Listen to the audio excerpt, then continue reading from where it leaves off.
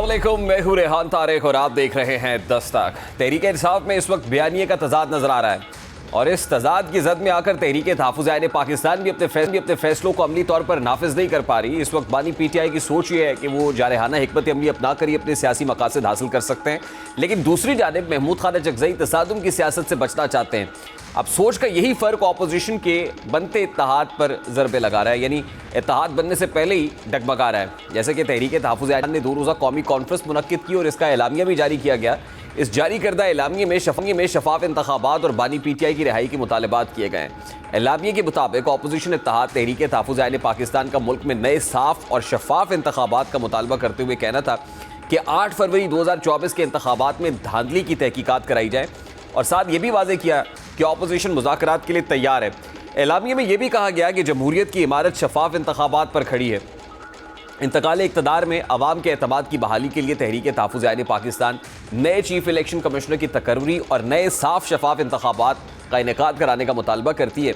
एलामिया में बानी PTI, उनकी अहलिया और डॉक्टर यास्मीन राशिद समेत तमाम सियासी कैदियों की रिहाई और बानी PTI और उनकी अहलिया से मुलाकातों पर लगी पाबंदी फौरी ख़त्म करने का मुतालबा भी किया गया। इसके साथ साथ अपोजिशन इत्तेहाद ने पेका को काला कानून करार देते हुए इससे ख़त्म करने का मुतालबा भी किया। अब इस एलामिया की सबसे अहम बात यह है कि अपोजिशन इत्तेहाद की जानिब से मुज़ाकरात करने का मुतालबा किया गया और 2 रोज़ा कौमी कॉन्फ्रेंस के इख्तिताम पर महमूद खान अचकज़ई ने इसी बात को दोहराया भी। उनका इस मुतालिक क्या कहना था, ज़रा सबसे पहले उसकी एक झलक आपके सामने रखता हूँ। अब एक तरफ महमूद खान अचकज़ई ने कदरे लचक वाला रवैया दिखाया है, बड़ा फ्लेक्सिबल स्टांस लगता है और ये रवैया बानी PTI के मिजाज से मुनफरिद था। यही वजह थी कि बानी PTI के ट्विटर हैंडल से एक बयान जारी किया गया जिसमें बानी PTI की जानिब से मुज़ाकरात की तजवीज़ मुस्तरद करने का इंदिया दिया गया और वज़ीर आला KP के सुहेल अफरीदी को एहतजाजी तहरीक चलाने की हिदायत भी की गई, जिससे ये वाज़ेह होता है कि तहरीक तहफ़्फ़ुज़ पाकिस्तान के पास हकीकी इख्तियार नहीं कि वो खुद से फैसले ले सके। बज़ाहिर ऐसा लग रहा है कि बानी PTI को या तो अपोजिशन इत्तेहाद पर एतबार नहीं या फिर वो सियासी मामलात पर मुकम्मल तौर पर तहरीक तहफ़्फ़ुज़ पाकिस्तान पर इन्हिसार ही नहीं करना चाहते। अगर सियासी मामलात से मुताल्लिक़ अडयाला जेल के अलग और तहरीक तहफ़्फ़ुज़ पाकिस्तान के अलग फैसले आते रहेंगे तो फिर ये इत्तेहाद मुस्तहकम होने से पहले ही कमज़ोर हो सकता है। अब एक तरफ बानी PTI मज़ाहमत और अपोजिशन इत्तेहाद मफाहमत का रास्ता तलाश कर रहा है, लेकिन बयानिए के तजाद ने अपोजिशन इत्तेहाद के कदमों को आगे बढ़ने से रोक दिया है और दूसरी जानिब दिलचस्प पहलू यह है कि हुकूमत तहरीक इंसाफ से मुज़ाकरात के मूड में दिखाई नहीं देती। वज़ीर आज़म शहबाज शरीफ के करीबी ज़राए का कहना है कि 9 मई के वाक़यात और बानी PTI और पार्टी के सोशल मीडिया पर फ़ौज मुखालिफ मुहिम पर इजहार नदामत या माजरत के बगैर उसके साथ बामानी मुज़ाकरात मुमकिन नहीं, यानी 9 मई पर माफ़ी या शर्मिंदगी का इजहार मुज़ाकरात का जीना चढ़ने की पहली शर्त है, लेकिन फ़िलहाल ऐसे कोई इम्कानात नज़र नहीं आते कि तहरीक इंसाफ 9 मई के वाक़े को लेकर कोई माफ़ी मांगे। हालांकि 9 मई के मुकदमात तेज़ी से अपने अंजाम की जानिब बढ़ रहे हैं और अब साढ़े 9 मई के मजीद 2 मुकदमात का कोट लखपत जेल में फैसला सुना दिया गया है। गुलबर्ग में पुलिस गाड़ियाँ जलाने के मुकदमे में 7 मुल्ज़िमान को सज़ा जबकि 22 को बरी किया गया है। डॉक्टर यास्मीन राशिद, मियां महमूद रशीद, एजाज चौधरी और उमर सरफराज चीमा को 10-10 साल कैद की सज़ा सुनाई गई है, जबकि कलमा चौक कंटेनर जलाने के मुकदमे में 20 मुल्ज़िमान को सज़ा, 5 को बरी करने का हुक्म दिया गया है। कलमा चौक कंटेनर जलाने के मुकदमे में डॉक्टर यास्मीन राशिद और उमर सरफराज चीमा को 10-10 साल कैद की सज़ा सुनाई गई है। वाक़िफ़ाने हाल के नज़दीक अगर हुकूमत और तहरीक इंसाफ में डेडलॉक ऐसे ही बरकरार रहा तो फिर बानी PTI की मुश्किलात मज़ीद बढ़ सकती हैं और वैसे भी हाल ही में बानी PTI को तोशा खाना 2 केस में 17 साल कैद की सज़ा हो चुकी। बानी PTI का सियासी मुस्तक़बिल मुसलसल ख़तरे में और हुकूमत का पलड़ा भारी दिखाई देता है। यही वजह है कि वज़ीर इत्तलात अता तारड़ एतमाद के साथ तयक्कुन के साथ ये बता रहे हैं कि इस केस में बानी PTI को दुरुस्त सज़ा हुई। उनका इस मुतालिक क्या कहना था, ज़रा वो भी आपके सामने रखता हूँ। दूसरी जानिब शाह महमूद कुरैशी के एक के बाद एक केस में बरीयत के फैसलों ने उनकी रिहाई के इम्कानात पैदा कर दिए और ये सवाल उठ रहा है कि क्या अनकरीब बानी PTI माइनस और शाह महमूद कुरैशी प्लस होने वाले हैं और क्या शाह महमूद कुरैशी अनकरीब पार्टी की फ्रंट सीट पर बैठने वाले हैं। इस हवाले से महमूद मौलवी का ये मानी खेज स्टेटमेंट सामने आया जिसमें वो कहते हैं कि इस्टेब्लिशमेंट हर चीज़ के लिए तैयार है।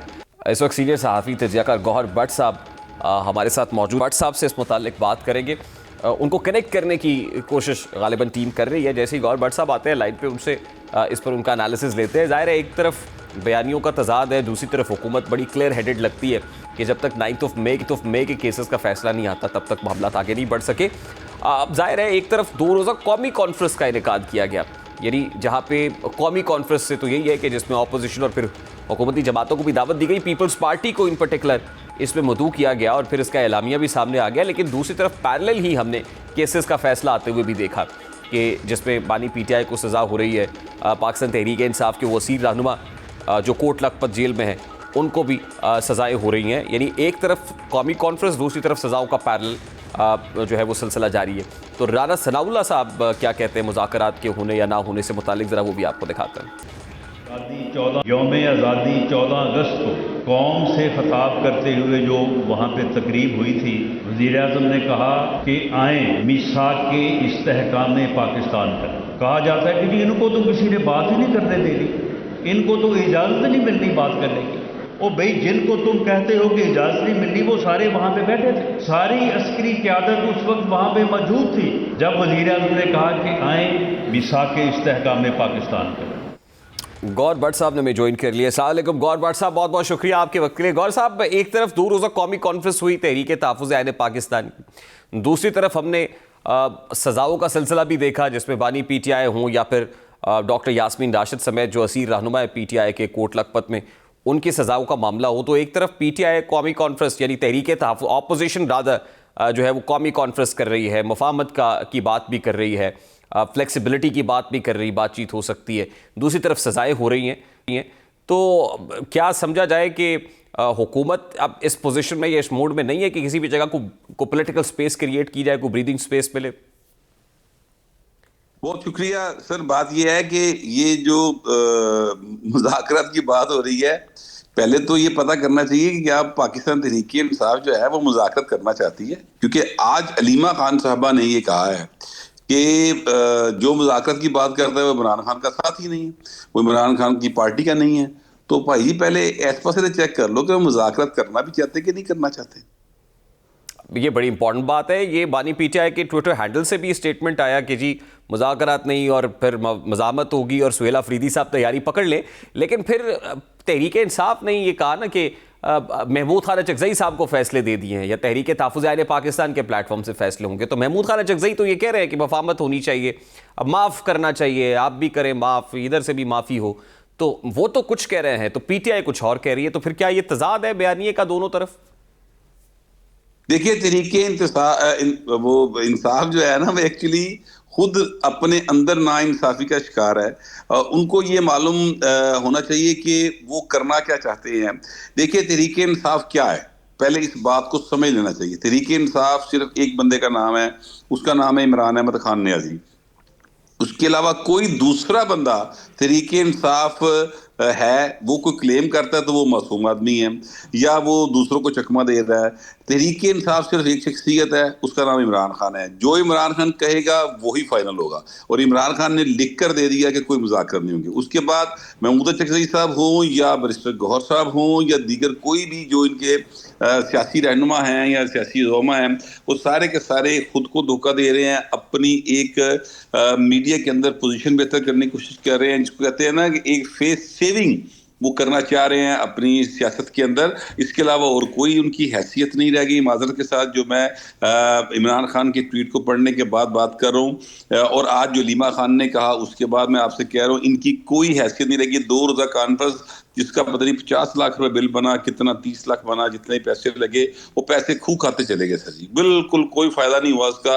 और ये जिन लोगों ने पैसे खर्च किए हैं उनके साथ मेरी दिली हमदर्दी है। वो काफ़ी मासूम लोग हैं कि इमरान खान की बात कुछ है और ये कुछ करने चले हैं। ये चाहते हैं इमरान खान को रिलीफ मिल जाए।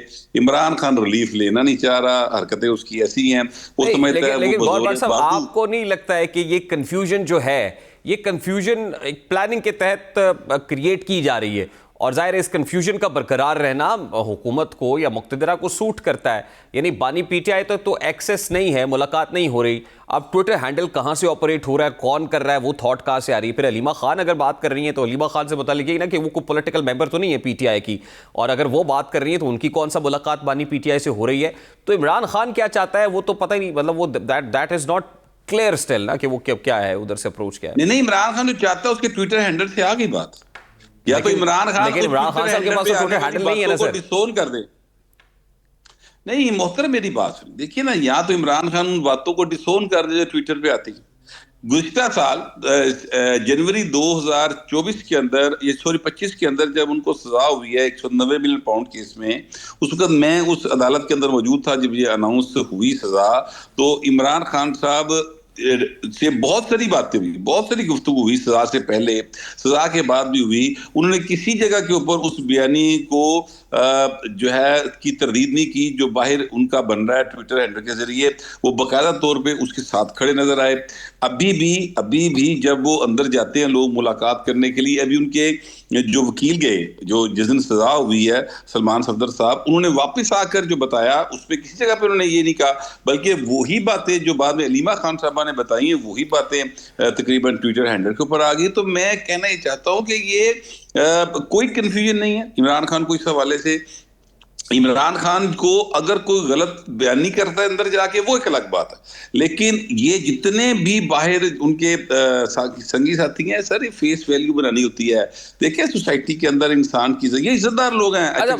फ्रैंकली स्पीकिंग सर, बड़ा सादा सा सवाल है, ये जो मुख्तलिफ स्टेटमेंट्स मुख्तलिफ जगहों से आ रहे हैं और यूं लगता है जैसे एक इंस्टेबिलिटी सी है, गैर यकीनियत सी है मुल्क की सियासत के अंदर भी, तो हुकूमत की तो बड़ी आसानी से एक्सेस है बानी पीटीआई तक या इमरान खान साहब तक, तो वो हुकूमत तो बराह रास्त एंगेज कर सकती है इमरान खान के साथ और ये सारा कुछ फिजल आउट हो सकता है। नहीं, ये बताइए ना, ये बताइए कि इमरान खान हुकूमत को क्या दे सकता है। सवाल ये, देखिए मुज़ाकरत होते हैं किसी बात के ऊपर, आपके और मेरे दरमियान मुज़ाकरत किसी बात पर हो सकती है कि यार आप यूं करें, इतने बजे आ जाए, मैं कहूँगा मैं आ जाऊंगा इतने बजे, लेकिन यार ये है कि आप मुझे इतने पैसे देंगे, यानी हम कोई इस तरह से निगोशिएट करेंगे। मैं आपको अपना तजिया दूंगा, अपने एक्सपीरियंस की बुनियाद पर बात करूंगा, आप मुझे टीवी स्क्रीन पर लेके आएंगे, उसके बदले मुझे पैसे देंगे, ये हमारे दरमियान को गुफ्तगू हो सकती है इसके ऊपर। हुकूमत चाहती नहीं है, हुकूमत नहीं चाहती इमरान खान से बात करना मजाक, क्योंकि इमरान खान के पास देने के लिए कुछ नहीं, कुछ देने को है नहीं। आप प्लीज ये बताइए कि इमरान खान इस वक्त हुकूमत को क्या दे सकता है? नहीं, 2/3 मेजॉरिटी गवर्नमेंट के पास इस वक्त मौजूद है। गवर्नमेंट को Imran Khan no confidence move लाना चाहे कुछ नहीं कर सकता, वो उसके पास कोई ऐसी पावर नहीं है। तो सर मैं यही तो कह रहा हूं, फिर अवाम को कंफ्यूज क्यों किया हुआ है? हुकूमत भी ना बात करे ना मुज़ाकरात की, हुकूमत भी नहीं चाहती इंगेज करना, बातचीत ना करना, तो बता दें कि हमने Imran Khan is no more relevant now. तो फिर ये जो अब एक नया नैरेटिव बन रहा है जिसमें शाह महमूद कुरैशी साहब को फ्लेक्सिबिलिटी मिल रही है और फिर ये बात सामने आ रही है कि वो एक ऑल्टरनेटिव हो सकते हैं, ये एक सेकंड ऑप्शन या माइनस बानी पीटीआई के बाद वो ड्राइविंग सीट पे बैठ सकते हैं। अब इसमें किस हद तक सदाकत लगती है आपको?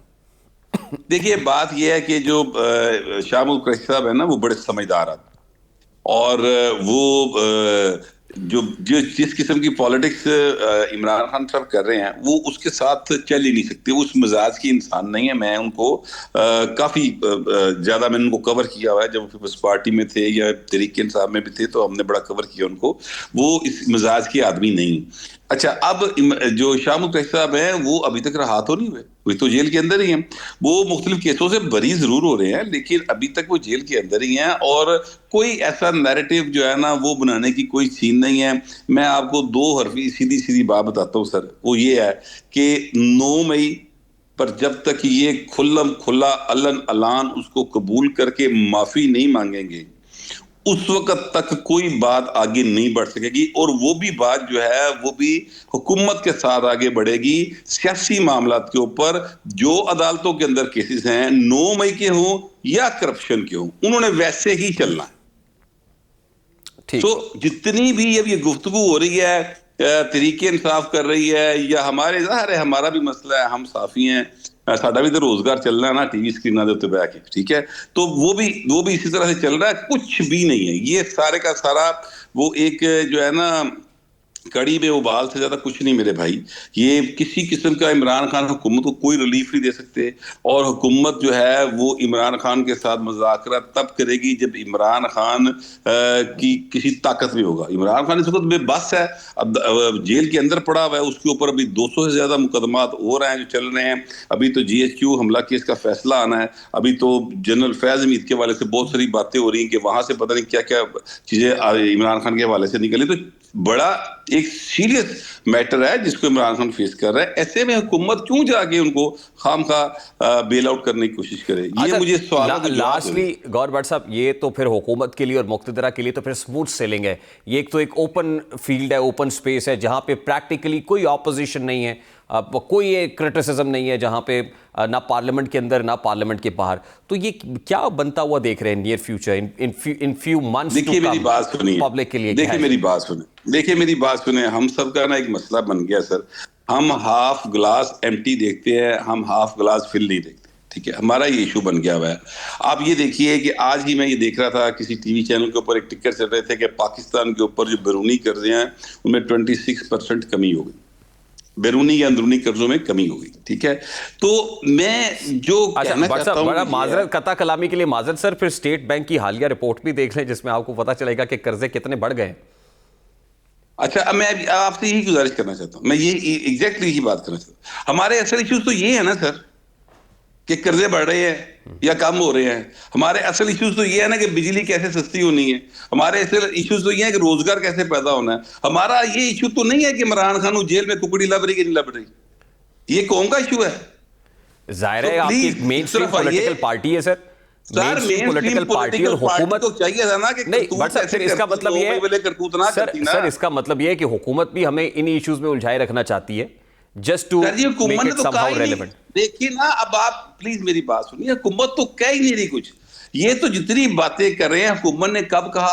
राना सनाउल्लाह साहब का अभी आपने एक पिछला बयान चलाया, वो उन्होंने 14 अगस्त को कहा हुकूमत ने कि आए मुज़ाकरात करें। आगे से इमरान खान ने कहा इन्हें को तो है ही कुछ नहीं, वो अभी भी कह रहे हैं मैंने नहीं करने मुज़ाकरात। ये तो एक 2 रोज़ा कॉन्फ्रेंस हुई है, कुछ सियासतदानों ने की बैठ के, कुछ सहाफ़ियों ने की, सारे बड़े काबिल एहतराम हैं। उन सब की ये ख्वाहिश है कि मुल्क के अंदर सियासी इस्तेहकाम आए, उन सब की ये ख्वाहिश है कि इमरान खान को रिलीफ मिले। लेकिन भाई जिसको रिलीफ मिलना है वो ट्वीट करके कहता है मैंने नहीं की था, तू कौन? मैं हाँ नहीं, वो ट्वीट तो भी कौन बैठ के कहां कर रहा है गौर भट्ट साहब, ये भी पता कोई नहीं। नहीं, ये तो अलीमा खान ने बताया हुआ है ना बाबा। अलीमा खान, ये तो अलीमा खान साहबा ने बताया हुआ है। अलीमा खान अगेन कोई पॉलिटिकल पर्सनालिटी नहीं है। कौन अलीमा खान? जी, किसने कहा नहीं है? ये पॉलिटिक्स और किस चीज का नाम होता है भाई? अलीमा खान साहिबा के पास तो कोई ऐसा पॉलिटिकल कोई पोर्टफोलियो नहीं है ना सर। वो तो मुझे ये बताइए इमरान खान के पास कोई पोर्टफोलियो है?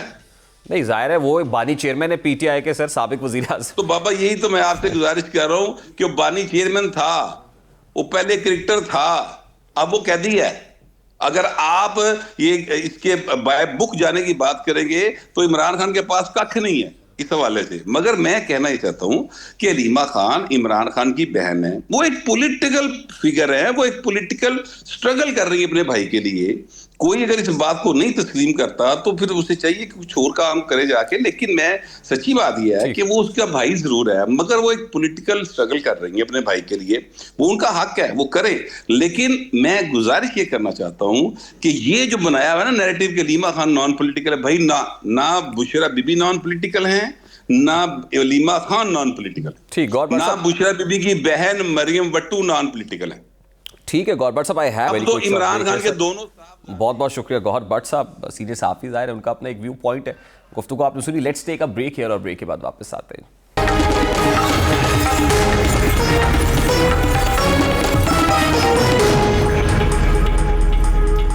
अफगानिस्तान की सरजमीन से पाकिस्तान में दहशतगर्दी अब महज एक इल्ज़ाम या सफारती शिकवा नहीं रही, बल्कि एक तल्ख ज़मीनी और रोज़ाना की बुनियाद पर सामने वाली हकीकत बन चुकी है। खैबर पख्तूनख्वा और बलूचिस्तान में होने वाली दहशतगर्द हमले, सिक्योरिटी फोर्सेस की शहादतें और मासूम शहरियों का खून इस बात का वाज़ेह सबूत है कि पाकिस्तान का अमन बराह रास्त अफगान सरजमीन से मुतासर हो रहा है।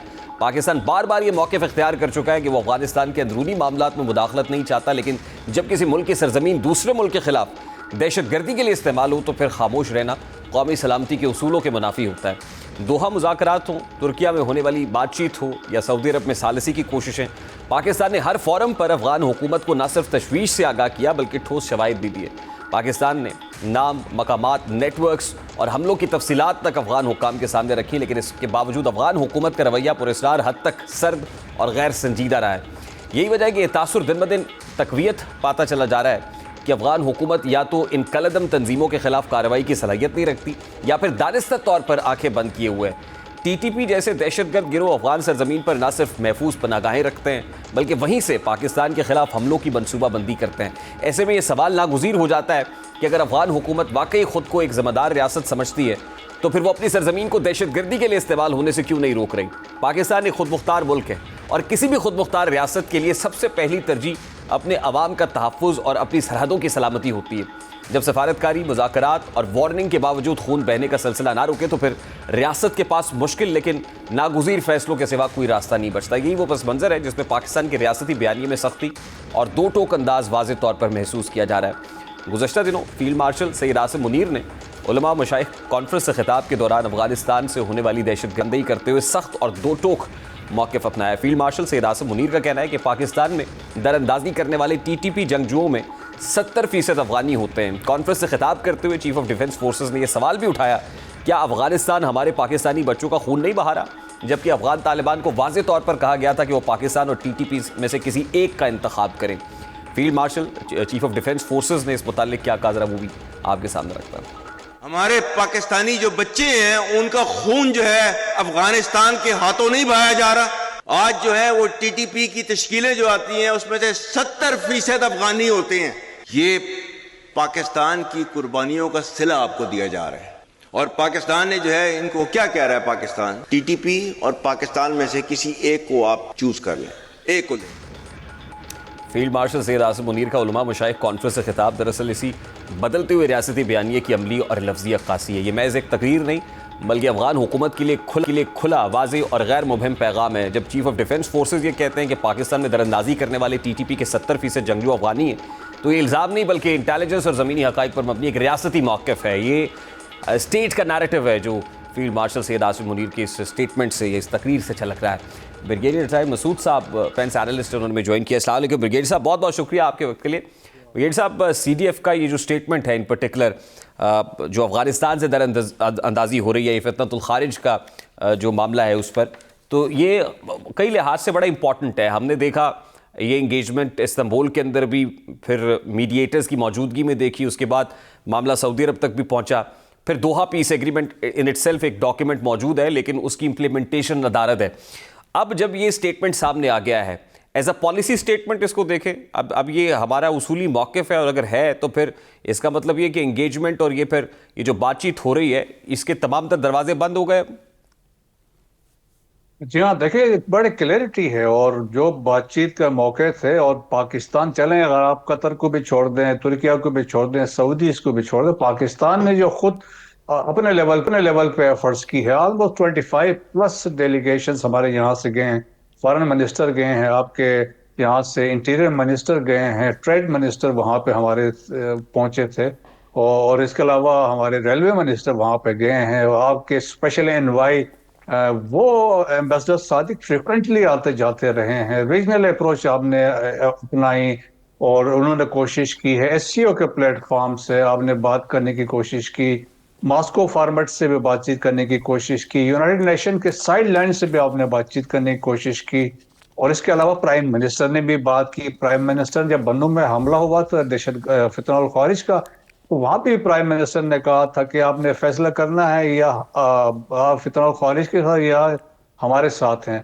फिर फील्ड मार्शल आसिम मुनीर ने देखे बड़े कैटेगोरिकली जो अभी उलमा मशाइख से खिताब किया और तमाम इम्पोर्टेंट हमारे उलमा वहां पे मौजूद थे, उनके मौजूदगी में ये वाज़ेह तौर पे जिन्होंने क्लैरिटी से कहा, देखिए पाकिस्तान के अंदर अटैक्स ओरिजिनेट तो अफगानिस्तान से कर रहे थे लेकिन अफगान नेशनल अभी आ रहे हैं।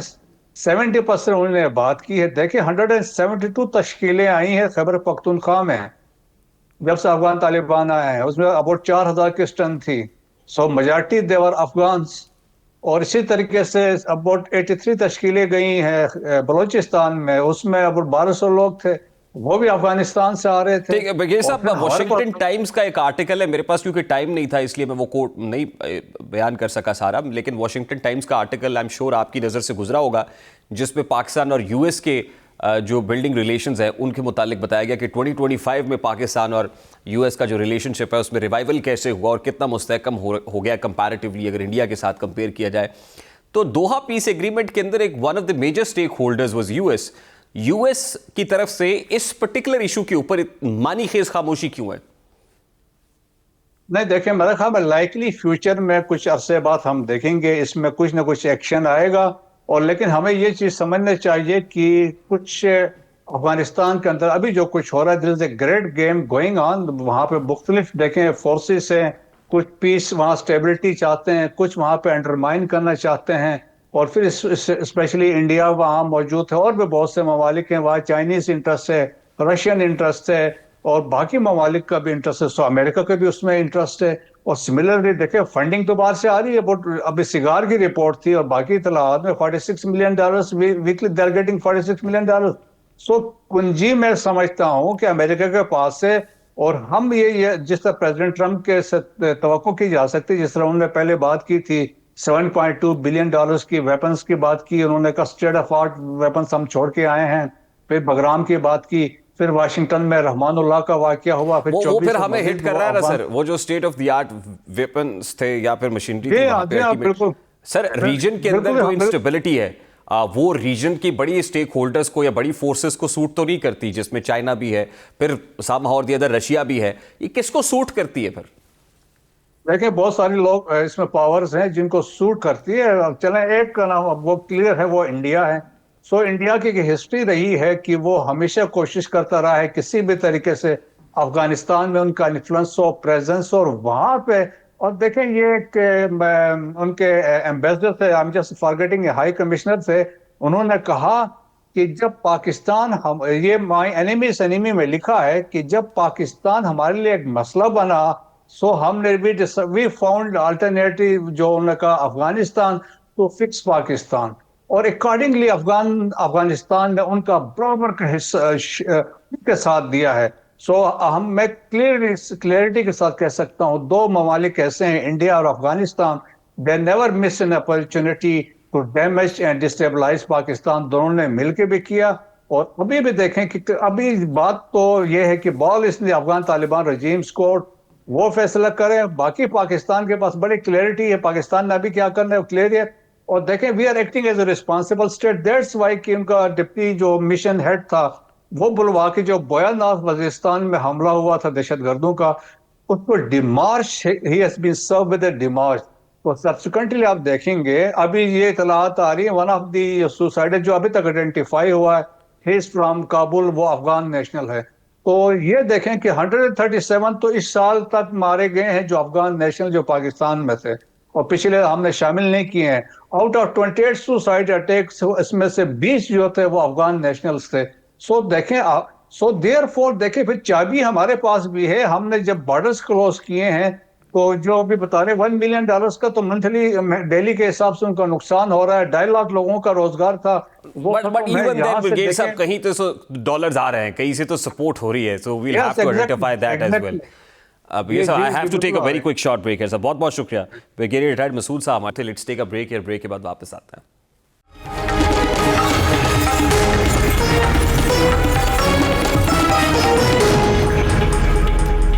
लाहौर की एक निजी यूनिवर्सिटी में तालिब इल्म उवैस सुल्तान की मुबैना खुदकुशी का वाकया सामने आया, जिससे तालीमी हलकों, तलबा और वालिदैन में शदीद तशवीश पैदा कर दी है। जबकि इस अफसोसनाक वाकये से मुताल्लिक मुख्तलिफ जावियों से बयानात सामने आ रहे हैं।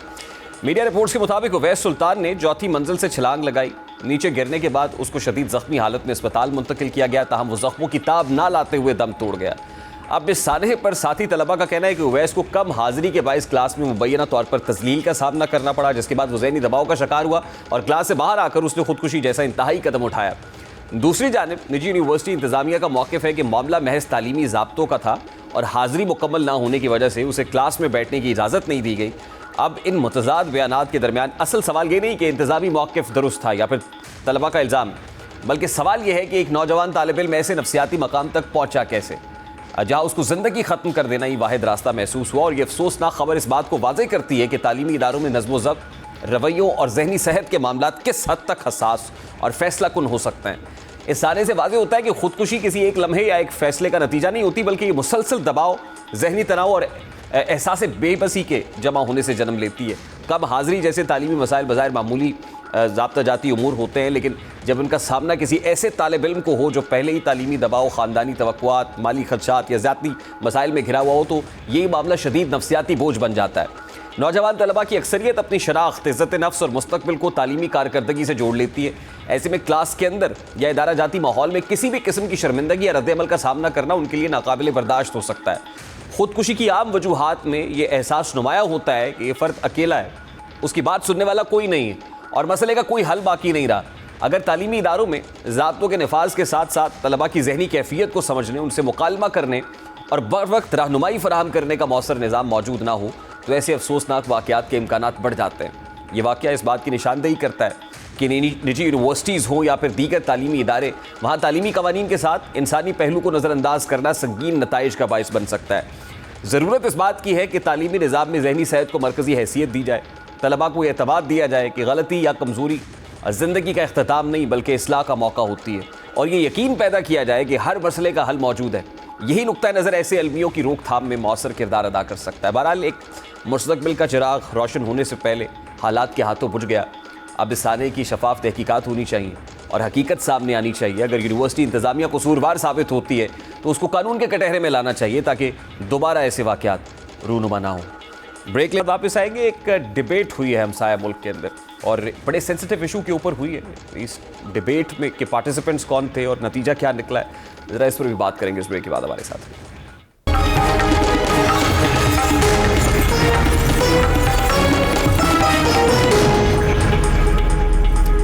जावेद अख्तर अपने मुतनाज़ा बयानात की वजह से मुतनाज़ शख्सियत बन चुके हैं और उनके गैर मंतकी और बेसरुपा ख्यालात के बाइस वो आए रोज़ तनकीद की जद में रहते हैं। सबसे बढ़कर यह कि वो खुदा के वजूद पर यकीन नहीं रखते और ख़ुद को एथियस्ट करार देते हैं, जिस पर मजहबी हलकों में शदीद रद्द-ए-अमल पाया जाता है। अब हालिया दिनों में खुदा के वजूद पर इस्लामी स्कॉलर मुफ्ती शुमाइल नदवी से एक तफसीली मुबाहिसे के दौरान जावेद अख्तर उस वक्त लाजवाब होकर रह गए जब उनके पेश करदा दलाइल मंतकी वजन बरकरार न रख सके। तकरीबन 2 घंटे जारी रहने वाले इस मुनाजरे में जावेद अख्तर ने इल्हाद के रिवायती नकात दोहराए, लेकिन मुफ्ती शुमाइल नदवी ने नहायत संजीदा, मुदल्लल और इल्मी अंदाज में इन नकात का जवाब दिया। मुनाजरे के दौरान एक अहम मौका पर जावेद अख्तर ने यह मौक़िफ़ अपनाया कि अक्सरियत कभी भी हक या सच का मयार नहीं हो सकती, जिसके जवाब में मुफ्ती शुमाइल ने नाजी जर्मनी की मिसाल देते हुए सवाल उठाया कि अगर किसी माशरे की अक्सरियत नस्ल कुशी के हक में हो तो क्या वो अमल दुरुस्त करार पाएगा। इस पर जावेद अख्तर ने जवाबन ये सवाल उछाला कि उस वक्त दुनिया में कितने लोग हिटलर को दुरुस्त समझते थे। यही वो लम्हा था जहाँ मुफ्ती शुमाइल नदवी ने बहस का रुख आलमी तनाजुर की तरफ मोड़ते हुए वाज़े किया कि अगर मयार दुनिया की अक्सरियत है तो फिर दुनिया की अक्सरियत आज भी खुदा के वजूद पर ईमान रखती है। तो ऐसे में जावेद अख्तर इस इज्तिमाई इंसानी शऊर से खुद को अलग क्यों समझते हैं। अब इस नुक्ते ने जावेद अख्तर के मौक़िफ़ को दाखिली तज़ाद का शिकार कर दिया और वो अमनन खामोश हो गए और खामोशी इख्तियार करने पर मजबूर नजर आए। मुफ्ती शुमाइल नदवी ने किस जावेद अख्तर को अपनी मजबूत दलीलों से नॉकआउट किया, ज़रा इस मनाजरे की एक झलक आपके सामने रखता हूँ। भारतीय शहर दिल्ली में जिस अंदाज में ये मनाजरा कंडक्ट किया गया है वो भी देखने से ताल्लुक़ रखता है। बड़े खूबसूरत अंदाज में दोनों जानिब से दलाइल आए और ज़ाहिर है दलाइल के ज़ोर में जो ऑडियंस है उसने फ़ैसला किया और फ़ैसला राय कायम करने में कामयाब हुए कि कहाँ से मजबूत दलीलें दी गई हैं। दरहकीकत जावेद अख्तर का मसला ये है कि वो शोबिज़ और लिबरल हलकों में खुदा के इनकार को फ़िक्री बरतरी के तौर पर पेश करने की कोशिश करते रहे, जहाँ इस मौजू पर ना गहरी मजहबी बसीरत पाई जाती है और ना ही फ़लसफ़ियाना गिरफ्त होती है। फिल्मी और अदबी महफिलों में दिए गए ऐसे बयानात वक्ती दाद तो समेट लेते हैं, लेकिन जैसे ही जावेद अख्तर का सामना किसी पेशावर इस्लामी स्कॉलर से हुआ तो उनका ये बयानिया रेत की दीवार साबित हुआ। यही वजह है कि इस मुबाहिसे में मुफ्ती शुमाइल नदवी को भरपूर अंदाज में सराहा गया और उनके दलाइल को सोशल मीडिया पर वसी पजीराई मिली, जबकि जावेद अख्तर को एक बार फिर सुबकी उठाना पड़ी। इस बहस पर वज़ीर दिफा ख्वाजा आसिफ का रद्द-ए-अमल भी काबिल गौर है, जिन्होंने जावेद अख्तर जैसे लिबरल्स को हिंदुत्वा के माहौल में समझौता करने वाले करार देते हुए कहा कि ये लोग भारत में अपने वजूद का जवाज़ पेश कर रहे हैं, जहाँ बाज़ औक़ात उन्हें घर किराए पर देने तक से गुरेज किया जाता है। बहरहाल मुबाहिसा इस हकीकत को नुमाया करता है कि मज़हब जैसे संजीदा और हसास मौज़ूआत पर सतही सोच और जज्बाती दलाइल ज़्यादा देर तक टिक नहीं सकते। यानी ये कहा जा सकता है कि फ़िक्री दयानत, इल्मी गहराई और मंतकी तसलसल के बगैर बड़े नाम भी कमज़ोर पड़ जाते हैं, जबकि मजबूत दलील रखने वाला फ़र्द चाहे वो किसी भी प्लेटफॉर्म पर हो अपनी बात मौसर अंदाज में मनवा ही लेता है। ताम के मुनाजरे इस तरह के मुबाहिसे जहाँ पर फ़िक्री अदबी ज़ाहिर फ़िक्र पे दस्तक भी होती है और जहाँ पे ऑडियंस इस अंदाज में मौजूद होती है कि दोनों तरफ से माहौल कंड्यूसिव एनवायरनमेंट दिया जाता है कि जहाँ आके हिज़्ब मुवाफ़क़त भी अपने दलाइल दे सके, मुखालिफत भी अपने दलाइल दे सके। और ज़ाहिर है फिर मुबाहिसे या मुज़ाकरे का जो खूबसूरत पहलू होता है वो यही होता है कि मौके पर मौजूद ऑडियंस जो हाज़रीन हैं या देखने वाले नाजरीन हैं वो फ़ैसला करते हैं कि दलाइल कहाँ से मजबूत थे। तो ताम सोशल मीडिया पे जिस अंदाज़ में ये वीडियो वायरल हो रही है, देखने वाले बखूबी अंदाज़ा कर सकते हैं कि दलीलें कहाँ से मजबूत थी, किसकी गिरफ्त मजबूत थी और कौन जो है अपनी राय को मनवाने में कामयाब हुआ है। प्रोग्राम का वक्त अपने इख्तिताम को पहुँचा है। आपसे मुलाकात होगी इंशाअल्लाह कल। अपना रखिए ख्याल। अल्लाह हाफ़िज़।